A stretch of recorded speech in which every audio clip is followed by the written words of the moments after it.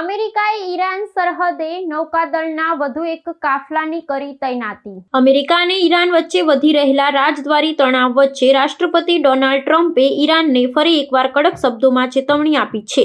પશ્ચિમ એશિયામાં પોતાની સૈન્ય શક્તિમાં વધારો કરતા અમેરિકાએ વધુ એક શક્તિશાળી યુદ્ધ જહાજોનો કાફલો ઈરાન તરફ રવાના કર્યો છે. આ વ્યૂહાત્મક હિલચાલને કારણે ખાડી દેશોમાં યુદ્ધની સ્થિતિ વધુ ઘેરી બની છે.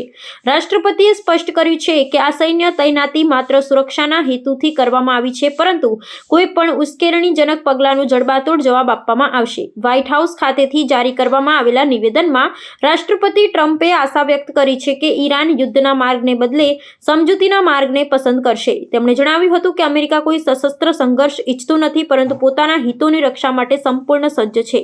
આ સૈન્ય કાફલામાં અત્યાધુનિક પ્રહારક વિમાનવાહક જહાજો અને વિનાશક નૌકાઓનો સમાવેશ થાય છે, જે આ પ્રદેશમાં અમેરિકાની પકડ મજબૂત કરશે. આંતરરાષ્ટ્રીય નિષ્ણાંતોના મતે આ પગલું ઈરાન પર આર્થિક અને લશ્કરી દબાણ વધારવાની અમેરિકાની રણનીતિનો એક ભાગ છે. ઈરાન તરફથી હજુ સુધી આ સૈન્ય ગતિવિધિઓ પર કોઈ સત્તાવાર પ્રતિક્રિયા આપવામાં આવી નથી, પરંતુ સમગ્ર વિશ્વની નજર અત્યારે આ ગંભીર પરિસ્થિતિ પર ટકેલી છે. સંયુક્ત રાષ્ટ્ર અને અન્ય યુરોપિયન દેશોએ બંને પક્ષોને સંયમ જાળવવા અને વાતચીત દ્વારા વિવાદનો ઉકેલ લાવવા અપીલ કરી છે.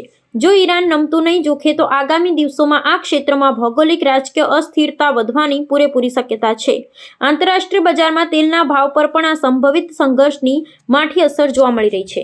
And in June we obliterated Iran's nuclear capacity in Operation Midnight Hammer. You saw that.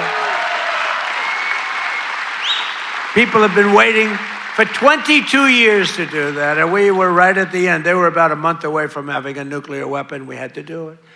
And by the way, there's another beautiful armada floating beautifully toward Iran right now.